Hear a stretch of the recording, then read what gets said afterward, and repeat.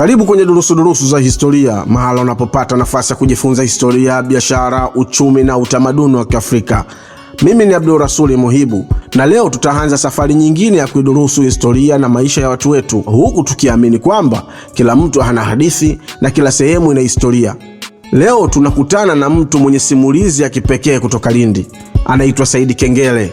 Kwa mujibu wa simulizi tuliyoipokea, Said Kengele aliwahi kusafiri kwa baiskeli kutoka Lindi hadi Dodoma, makao makuu ya serikali ya Tanzania. Lakini nyuma ya safari hii kuna maswali mengi ya kujiuliza. Safari hiyo ilianza kwa nini? Alisafiri umbali gani? Alitumia muda gani kufika Dodoma? Alikutana na changamoto zipi njiani? Na muhimu zaidi, ni ujumbe gani aliokuwa anaupeleka kwa jamii kupitia safari hiyo? Leo tutamsikiliza mwenyewe akizungumza hapa kwenye durusu. Kwanza tumfahamu huyu Said Kengele ni nani? Kwa jina naitwa Said Kengele, ni mwenyekiti wa chama cha baskeli mkoa wa Lindi, mjumbe staafu wa chama cha baskeli Tanzania.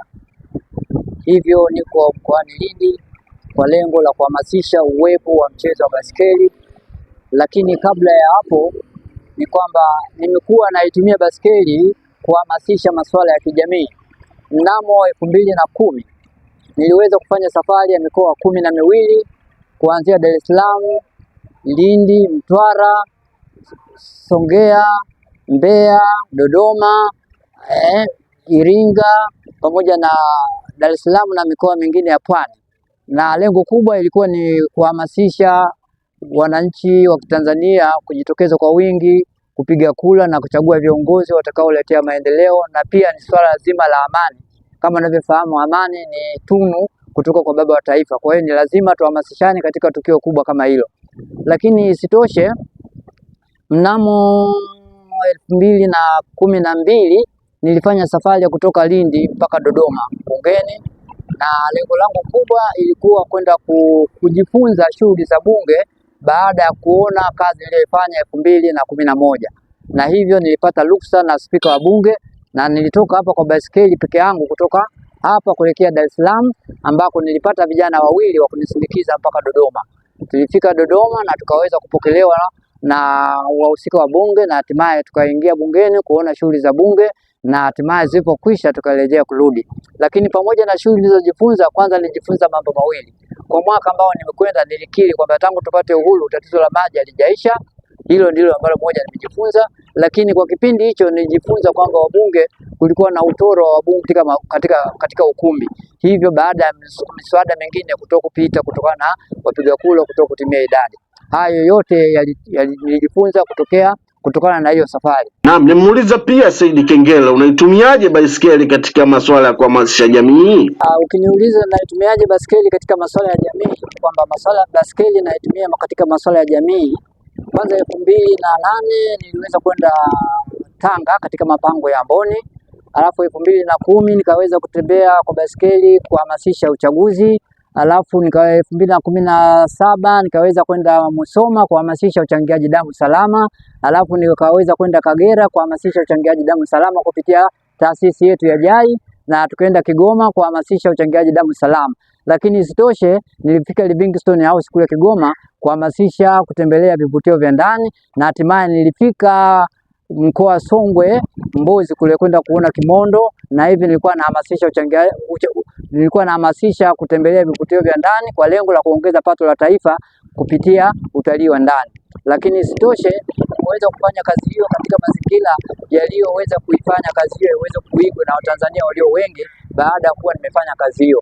Na tulikuwa naitumia taasisi ya JAI pamoja na Twende Butiama, nayo hivi sasa ndio inachukua nafasi ya kuhamasisha jamii katika masuala yote ya kumwenzi baba wa taifa. Hivi ninapozungumzia kwamba tuko njiani na tuko mazoezini kwa ajili ya kwenda Butiama kumwenzi baba wa taifa. Lakini miaka 60 ya uhuru, watu wa baskeli au timu ya baskeli ilipita hapa wakati huo mheshimiwa mkuu wa wilaya akiwa Ndemanga, na tuliweza kupanda mti pale katika Kipleft ili kama kumbukumbu ya hiyo safari ambayo yenyewe ilikuwa inahamasisha masuala ya amani. Sasa unaweza kuona jinsi gani baskeli inatumika kuhamasisha jamii, pia kimichezo, na pia kuhamasisha utunzaji wa mazingira kama unavyoelewa kuwa baskeli haichafui mazingira, baskeli inaokoa kiuchumi, baskeli inaleta afya pale kwa watumiaji wanapoitumia. Nimemhoji pia Said Kengele kuhusiana na namna teknolojia ilivyosogea toka wakati wa uhuru. Baiskeli ilikuwa ikitumika kama chombo kilicholeta uhuru wa Tanganyika, na kutanuka kwa teknolojia, kusogea kwa teknolojia imepelekea baadhi ya makundi ya watu kutumia pikipiki kama chombo cha usafiri. Nimehoji yeye ana hoja gani kwenye hili. Asante sana, swali lako limekuwa zuri, na hicho ndio chanzo ambacho kimenifanya mimi niweze kurudi kutoka Dar es Salaam kuja nyumbani, kwa sababu baada ya kujua kwamba baskeli ilikuwa inatumika tangu enzi mimi nikiwa kijana, lakini hatimaye baskeli ikawa imeachwa na jamii ya kusini, lakini sio kusini tu, tuseme wa Tanzania wote, lakini kusini ambako kwenyewe kulikuwa kunaongozwa kwa watumiaji wa baskeli kumebadilika. Hivi sasa watumiaji wengi wa baskeli, isipokuwa Bwana Nyamumo tu pekee ambaye namuona hivi sasa naye anapiga pedeli kiasi kwamba anaunga mkono jitihada zangu, lakini warobototo wake hivi sasa wamegeuka kwenye pikipiki, na kufanya hivyo kuna hatari kubwa ambazo zinawakabili. Kwanza zinawakabili kiafya, alafu pili kiuchumi, tatu kimazingira. Kama unavyofahamu pikipiki inatoa moshi. Mmoja pia Said Kengele kuhusiana na namna ambavyo jitihada anazofanya katika kuboresha mchezo wa baiskeli unaendelea kushika kasi katika eneo la Lindi, na yeye akiwa kinara katika uendeshaji wa baiskeli. Hata mavazi yake yanaonekana kama sehemu ya mshiriki hasa wa mchezo huu. Yeye jitihada zake zipoje? Msikilize hapa akitiririka. Lengo langu kubwa katika huu mchezo wa baskeli kwanza ni kuiomba serikali uweze kupeleka mashuleni kama ilivyokuwa michezo mingine, na hii ilichangia safari yangu kwenda Dodoma.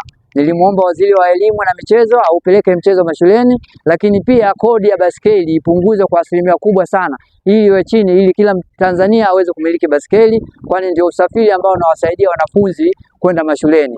Kwa hiyo kila mzazi kama atanunua baskeli kwa ajili ya mwanafunzi, kwanza kutakuwa na faida mbili. Faida ya kwanza itakuwa mwanafunzi anakuwa anapunguza gharama ya kwenda shuleni, alafu anakwenda kwa wakati, lakini pia anafanya mazoezi na mzazi apate shida ya kutoa pesa kila siku, na kiasi atakachotoa kitakuwa ni kidogo kwa ajili ya kula. Sasa basi kama waziri wa michezo na waziri wa elimu watakubaliana kupitia kauli yangu ambayo inazungumza, ni waombe wapeleke mchezo wa baskeli mashuleni kama walivyopeleka michezo mingine, kwani kufanya hivyo matumaini yetu makubwa chama cha baskeli taifa ni kuona tunaleta medali kupitia mchezo wa baskeli, lakini bado hatuwezi kuleta medali mchezo wa baskeli kupitia baskeli kwa sababu bado mashuleni haujaenea na walimu tuko wengi, lakini bado hatutumiki kwa sababu mchezo wa mashuleni haujafikwa. Kwa hiyo nichukue fursa hii kumuomba waziri wa michezo na pamoja waziri wa elimu kwa pamoja washirikiane kupeleka mchezo wa baskeli ili iwe kama michezo mingine. Natamani nisife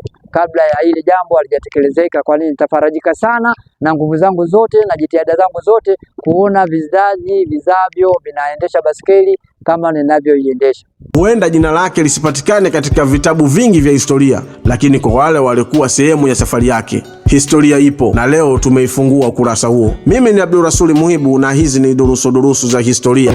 Hizi ni durusu za historia.